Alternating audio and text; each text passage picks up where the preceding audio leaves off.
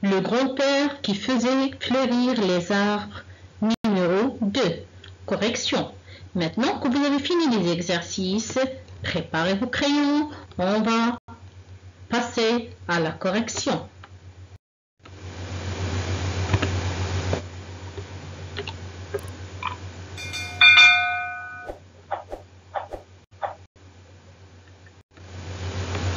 On va commencer par la lecture du texte. De retour chez lui, le voisin mena l'animal dans son jardin. Aussitôt, il s'arrêta, flaira le sol et se mit à gratter. Le voisin accourut, suivi de sa femme, qui portait une pioche. Ils creusèrent la terre et trouvèrent un grand tas d'ordures puantes et de vieux os. L'homme fut rempli d'une violente colère. Il leva sa pioche avec rage et tua le petit chien.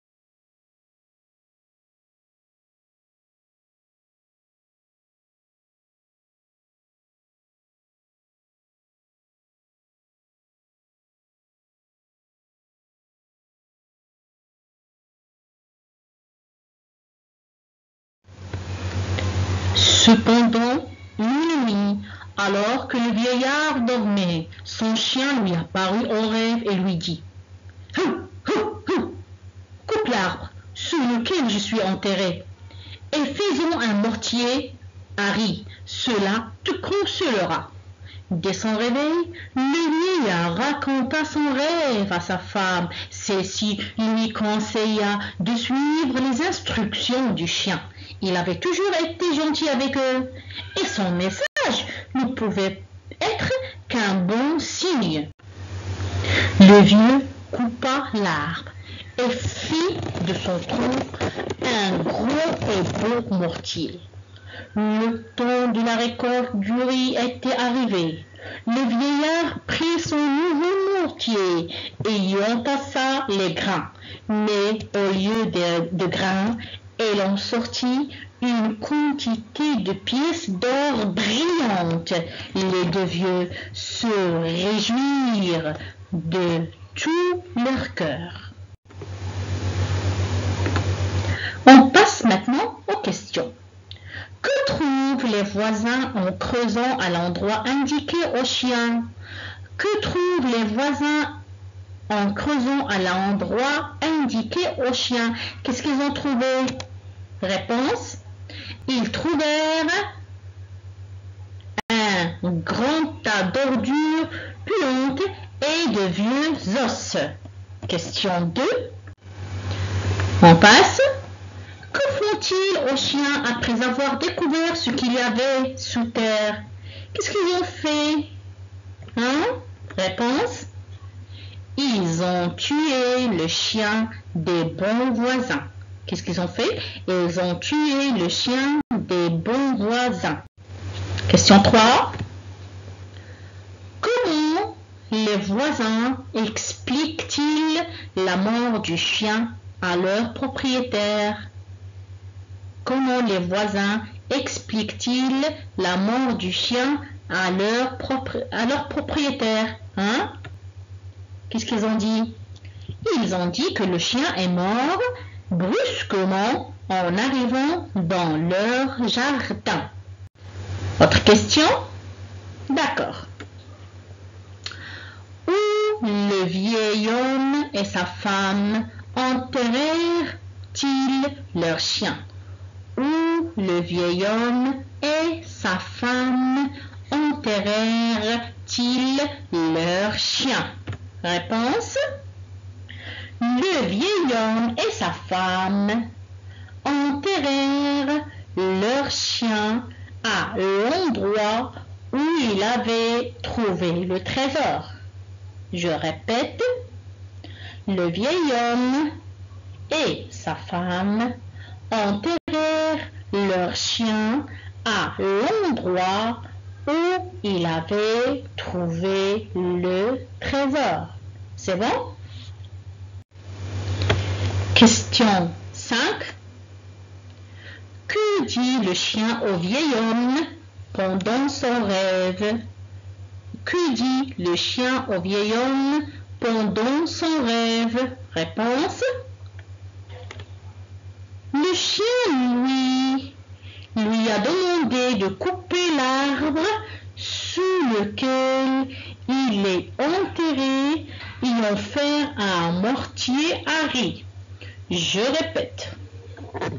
Le chien lui a demandé de couper l'arbre sous lequel il est enterré et en faire un mortier à riz.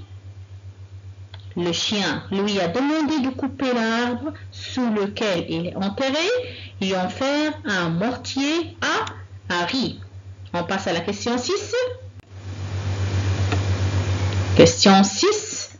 Qu'arrive-t-il au grain de riz que le vieil homme met dans son mortier? Qu'arrive-t-il au grain de riz que le vieil homme met dans son mortier? Réponse. Découvrons ensemble. Oui. Au lieu de grains, le vieil homme en sortit une quantité de pièces d'or brillantes. Je répète, au lieu de grains, le vieil homme en sortit une quantité de pièces d'or brillantes. C'est bon? On va passer à la question 7. Oui. Trouve un synonyme des verbes suivants. Trouve un synonyme des verbes suivants. Ça veut dire, on va lire le verbe et on va chercher un autre verbe qui dit la même chose. Alors, enterrer, on a le mot enterrer, ou bien le verbe enterrer dans le texte. Enterrer, c'est quoi? On peut dire enterrer ou bien receler. Ça veut dire mettre sous la terre. Quand quelqu'un meurt, on l'enterre, d'accord? Ou bien on le recèle. L'autre verbe, pleurnicher. Pleurnicher.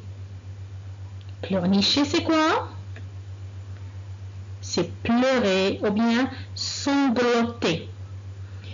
Faire semblant qu'il pleure, mais en réalité, il ne pleure pas. D'accord? On passe à la question 8. Oui. Question. Trouve à la fin du texte deux adjectifs qui qualifient le mot mortier ou bien le mortier. Par exemple, un nouveau mortier. Il y a deux mots dans le texte, deux adjectifs qui qualifient le mot mortier. Alors, quels sont les mots qu'on a dans le texte? Il y a deux mots. Il y a grand mortier, et on a beau. Alors, grand et beau, ce sont deux adjectifs qui qualifient le mot mortier. C'est bon? Alors, on va maintenant découvrir qu'est-ce qu'un mortier. Alors, on passe à la question 9. Oui. Cherche une photo d'un mortier, puis colle-la dans le cadre ci-dessus. Ça veut dire, dans le document que je vous ai envoyé, il y a un petit cadre. Dans ce cadre, vous allez coller la photo d'un mortier. D'accord? Alors, le mortier, c'est quoi? Regardez. C'est ça, c'est un mortier. C'est un mortier à riz. C'est un mortier à riz. On passe? D'accord. Question 10. On continue. Avec question 10. Question 10. Explique à quoi sert un mortier. Explique à quoi sert un mortier. Aide-toi du dictionnaire si nécessaire. Ça veut dire tu peux chercher sur ton dictionnaire. Tu peux consulter ton dictionnaire. Alors, regardons ensemble l'explication. Le mortier est un récipient. Le mortier est un récipient permettant. À quoi sert maintenant? Est un récipient permettant de broyer des matières que l'on veut transformer en pâte ou en poudre grâce à l'action d'un pilon. D'accord? Ici, il sert à broyer des matières que l'on veut transformer en pâte ou en poudre grâce à l'action d'un pilon. Et on dit mortier et pilon sont souvent fabriqués soit en pierre ou bien en bois, comme dans notre texte, en céramique ou porcelaine, en métal ou en verre. C'est bon? J'espère que j'étais claire. Maintenant, vous allez prendre vos crayons, vous allez regarder la vidéo encore une fois et vous allez corriger. Allez, au revoir.